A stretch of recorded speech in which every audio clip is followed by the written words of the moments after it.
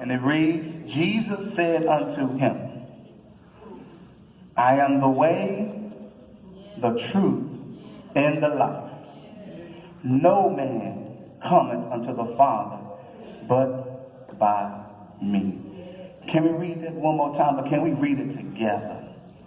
As a corporate body, read together, starting. Jesus said unto him, I am the way, the truth, and the life. No man cometh unto the Father but by me. That is my verse on today that I'm in my spirit. Actually, I believe it was on last Sunday when Pastor was up. And the word that he was, actually I was thinking about something to talk to the young men about for next Sunday, for this Sunday. And as I was sitting there, it dropped into my spirit absolute truth. Like absolute truth. So, okay, so I started, how we do. The Lord dropped some in our spirit. We started thinking, okay, what scriptures can go with this? What will be able to bag this scripture up? Get back this up what God has given unto me. And scripture came to me.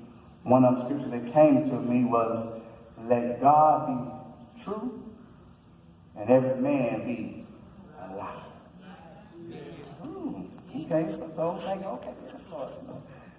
Then another one came to me, which was this, and Jesus said, I am the way, the truth, and the life. No man cometh unto the Father but by me. So I begin to think about that and contemplate that. And I'm like, okay, so Lord, give me something. Just talk to me. And then I end up having a dream. I shared with the pastor about the dream that I had. I'm not going to go into the dream, but I had a dream about a baby and this and that was going on. The baby was fully, I say developed. You can tell there was a baby and everything, but the baby wasn't ready as quite yet. So the baby had to go back into the womb. And so, but the person that put the baby in the womb, I never seen the face, I never seen the person's body. All I seen was the hand, and the womb wasn't even attached to a woman. But I kept saying in the dream, this baby needs to be, why is attached? It's not attached to the placenta. It needs to be attached to the placenta. This baby, so I'm seeking for help for the baby. But then this person come along, whoever it was, didn't see the face. All I know, I seen the hand. And they had a womb, a woman's womb in their hand. But there wasn't a woman attached to the womb. And they took the baby from me and put the baby in the womb. And closed it up with their hands, hold it in their hands still. And I'm saying to myself, I'm like, but the baby can't breathe because it's not attached to the placenta. But then I seen the womb begin to expand and close and expand and close. And the voice said to me, the baby's breathing. So I began to wrestle with the Lord, what did that dream mean? Me and Pastor talked about that. So this is the dream that I had. But anyway, absolute truth. John 14:6, Jesus said unto him, I am the way, the truth, and the life. No man cometh unto the Father but by me. So I began to ask the question, what is truth?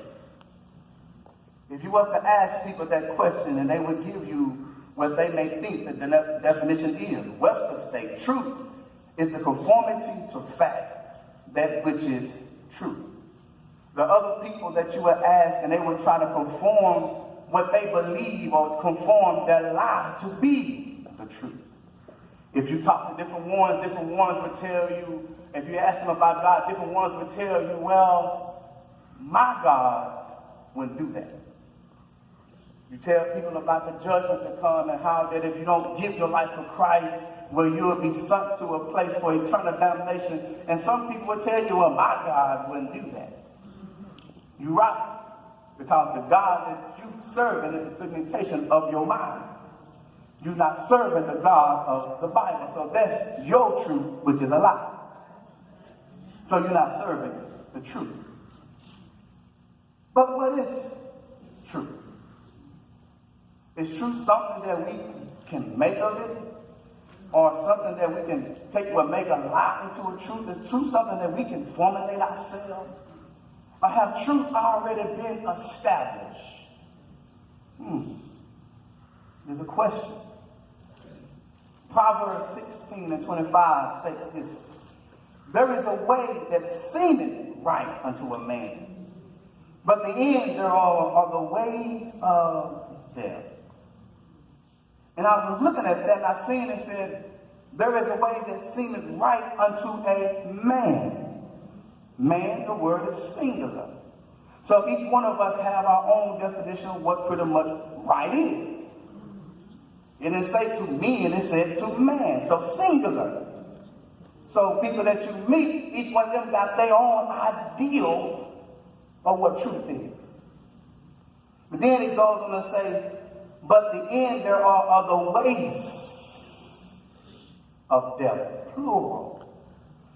So meaning what your truth could be that you have formulated can have many paths to death.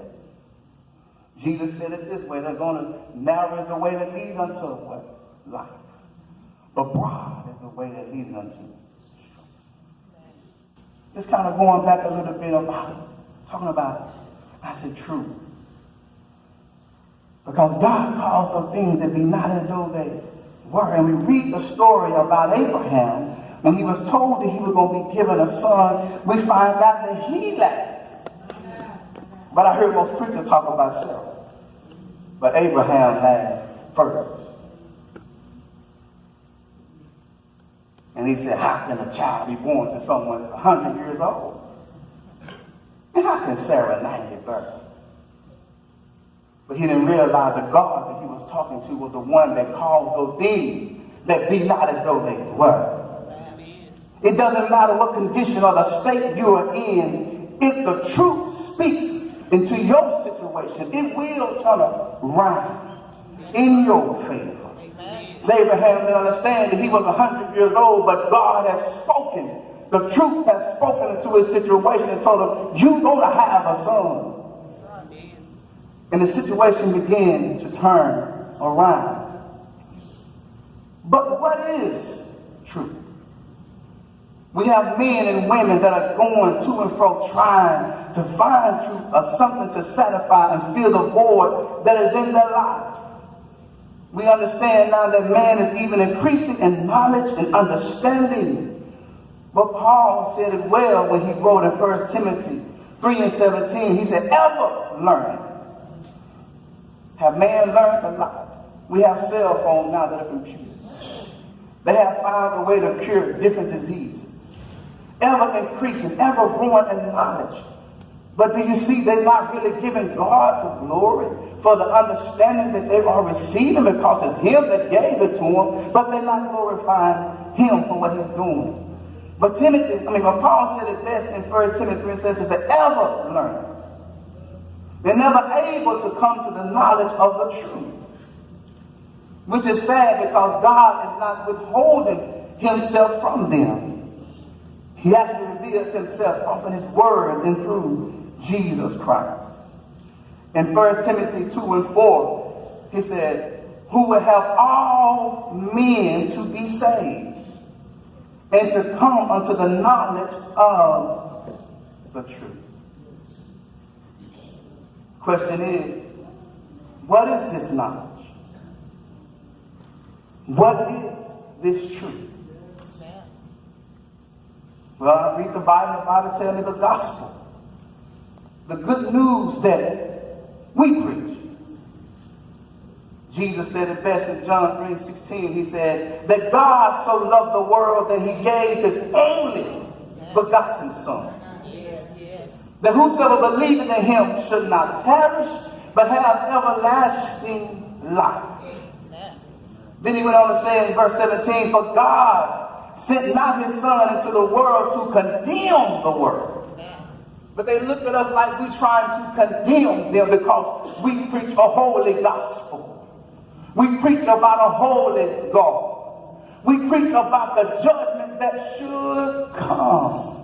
We preach and tell people you need to repent because you need your soul saved.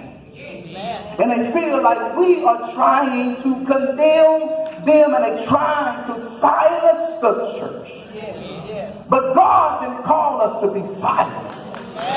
God called us to preach nothing but the hallelujah. Thank you. to preach nothing but the unadulterated gospel, the truth of his word. To let them know that God so loved you that he gave his only begotten Son. Jesus said, for God sent not his Son into the world to condemn the world, but that the world through him might be saved. Amen. This is true. Verse 18, he said, he that believeth on him is not condemned. But he didn't stop there. He said, but he that believeth not is condemned already. You trying to tell me I'm condemning you because I'm telling you about a holy God. But Jesus said, if you don't believe on me, you condemned already. So I didn't condemn you. Your unbelief condemned you. Because you didn't believe in the only begotten Son. And he said, because he had not believed in the name of the only begotten Son of God. You condemned yourself. I didn't condemn you. I just brought you truth. But who is this Son of God? In the Old Testament, we find out that a couple of times his name was called the angel of the Lord.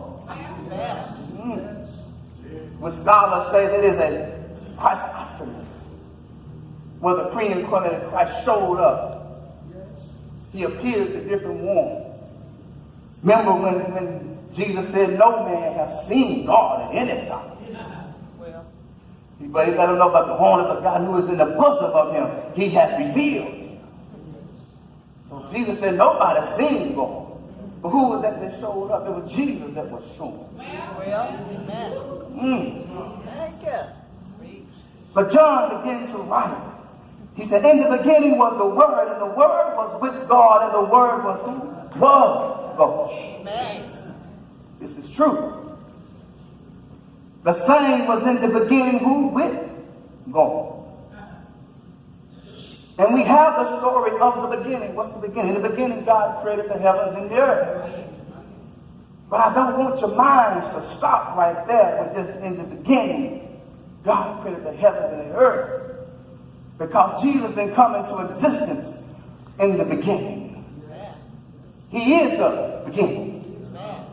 Jesus always existed before he became flesh. Before there was a world, before there was stars, before there was a moon, before there was even a sun, Jesus existed as the second person in the triune God. Having fellowship with the Father before he even made mankind. Enjoying the fellowship, enjoying the love that they had amongst each other, which was unconditional. The Bible tells us that the Word was made flesh and that it dwelt among us. And the gospel that I preach lets me know that Jesus was born of a virgin. That Jesus came to this earth. And in chapter 14 of John wrote, and he wrote what Jesus declared. And Jesus declared that I am the way, the truth, and the life. He said, no man cometh unto the Father but by me. So meaning that Jesus is the truth. And this truth existed before there was even a world. And this truth existed before there was even angels. Because he created all things. Amen. This truth existed before he even made mankind. But when I read the Bible, I begin to find out that he was conceived in a virgin's womb.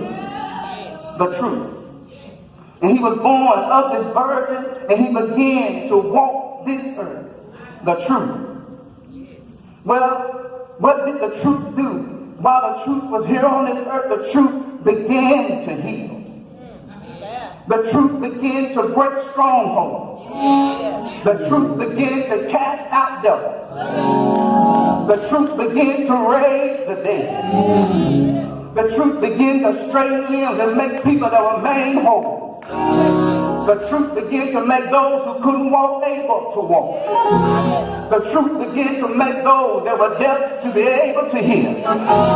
Those who couldn't speak the truth made them to be able to talk. Those who needed forgiveness of sin, the truth began to forgive. Because the Bible tells me that grace and truth came by Jesus Christ. And when I begin to read the Word of God, the Word of God begins to let me know any time that you're dealing with God, Jesus, and the Holy Ghost, you're dealing with truth. Well, what do you mean, brother? Jesus said, I have many things to say and to judge of you, but he that sent me is true. And I speak to the world those things which I've heard of him. So Jesus said, the one that sent me is true. Then he says off in John 16 and 13, how did he that he's the Spirit of truth? See, he spoke about his Father, which is God. He spoke about the Holy Ghost, which he also said is the Spirit of truth. So if you really want to get to know what the truth is, you got to get to know the Father, Son, and the Holy Ghost. Because all three of them is true. If you want to know what truth is, you've got to get to know who God is. When God said he loved everybody, that he gave his only begotten Son. And I've come to tell you today that Jesus is the absolute truth. He is not false, he's not phony, and he is not a lie, but he is the absolute truth. He is God all by himself. And if you really want to know the truth, you got to get to know Jesus, who is the truth. You got to get to know Jesus, who is God, because the Father put it that way, that you can't get to God without coming through Jesus. The truth of the gospel. We got to let them know that Jesus is true. Yeah, you might have your own philosophy, but Jesus is the truth. Do your philosophy line up with the Word? Do your philosophy line up with Jesus? Do your philosophy line up with God? Do your philosophy line up with what he said? If your philosophy don't line up with it, said I got to go with what he said, then you are a lie. Thank you, Jesus. Hallelujah. But God is the absolute truth. Men try to bypass him, but he is the absolute truth. Men want to look over him, but he's the absolute truth. They think we crazy, but we know that he is the absolute truth. And I'm so glad that I came into the knowledge of the truth.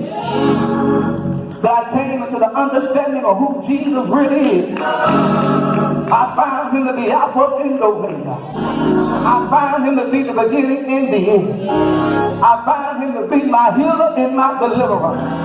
I found him to be my doctor when I'm sick. I found him to be food when I'm hungry. I found him to be water when I'm thirsty. I found him to be a friend when I have no friend. I found him to be a mother and a father. I found him to be everything that I needed him to be. And each and every time he didn't let me down.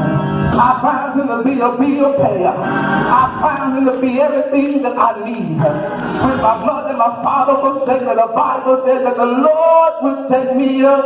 Hallelujah. I found out that I didn't have to go to a drug program. All I had to do was come to Jesus. They want to put you off in this program and that program. But I found out all I had to do was come to the altar. And if I couldn't come to the altar, all I had to do was fall down on my knees. And that's what I did. I walked the streets day and night, getting high off of drugs, getting high off of water, getting drunk off of alcohol. But when my mind was made up and I came to myself, I found myself falling down on my I lifted my eyes to the truth. And I called on his name. But he told me in his word that whosoever shall call on the name of the Lord shall be saved. So I called on Jesus. I called on Jesus. I called on Jesus. I called on Jesus. And said, Lord, I'm tired.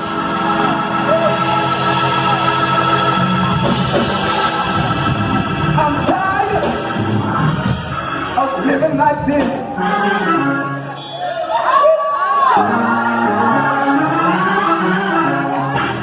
Tired of doing drugs.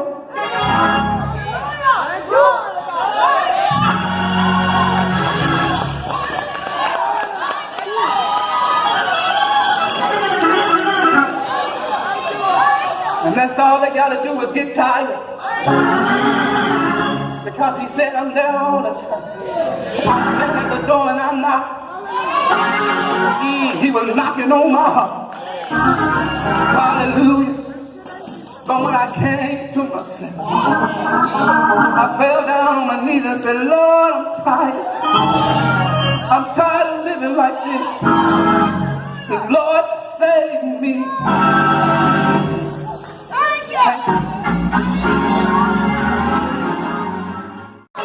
When the truth sets you free, he said, you shall know the truth. The truth shall what? Make you free.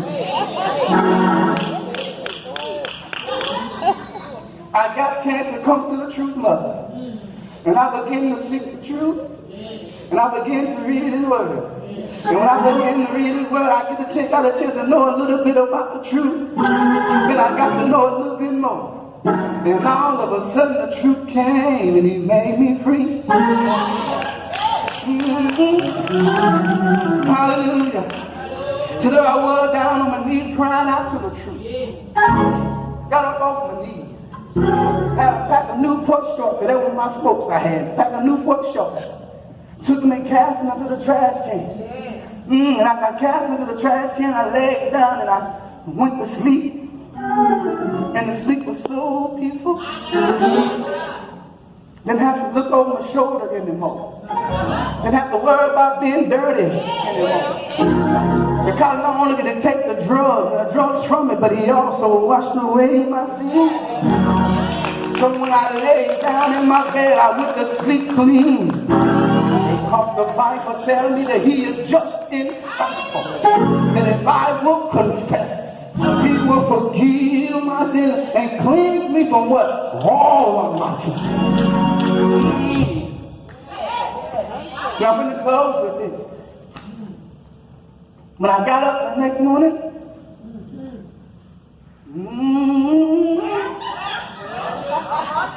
didn't have a desire to pick up no Newport shirt. Didn't have a desire to pick up no blunt. Didn't have a desire to pick up no old English 40 ounce. Didn't have no desire to run with the same old friends. Didn't have no desire to do those things that I used to do. But I began to search for a church that I can go to because I know I needed Jesus. And mother, when people see the transformation and they, I ain't told a lot of people this. But sitting in the crossbeam, it was as if I seen an outline of something go through the air. And it fell on me. And when it fell on me, I was about to say thank you, something else came out. Thank you, Jesus. And then I began to, take me back to the scripture. He said, out of your belly shall flow rivers of living water. I can feel something in me passing like it was just leaping.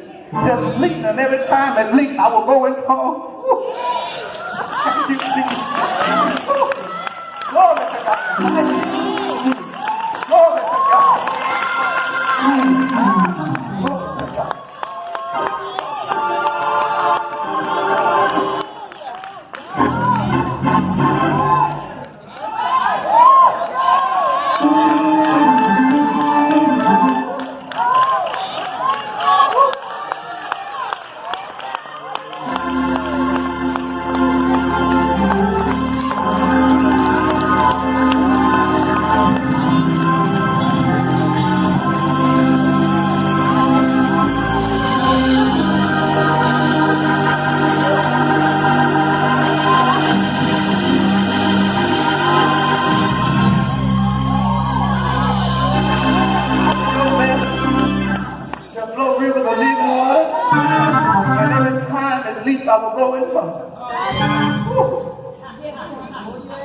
I remember telling you my truth.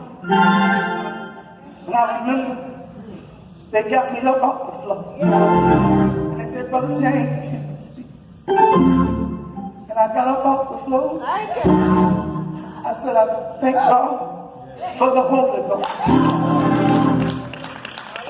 But I stood there for a moment. And when I stood there, all of a sudden, something began to get all in my feet. Something began to get all in my legs. And before long, I began to dance across the floor. And it felt like if somebody had hooked some strings to my leg and it was just taking my leg and running it. Oh, God. And he was shouting across the floor because now I got the victory. I was sealed unto the day of redemption.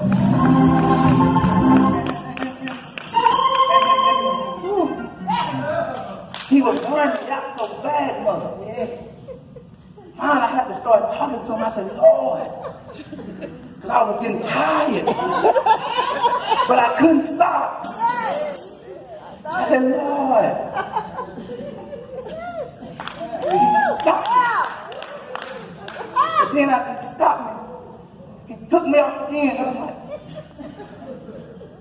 and I was getting so. I know. I had to talk to him. Lord. You know, you gotta say that one mother would say, let me go. Lord. You worm me out. I don't have my glorified body yet.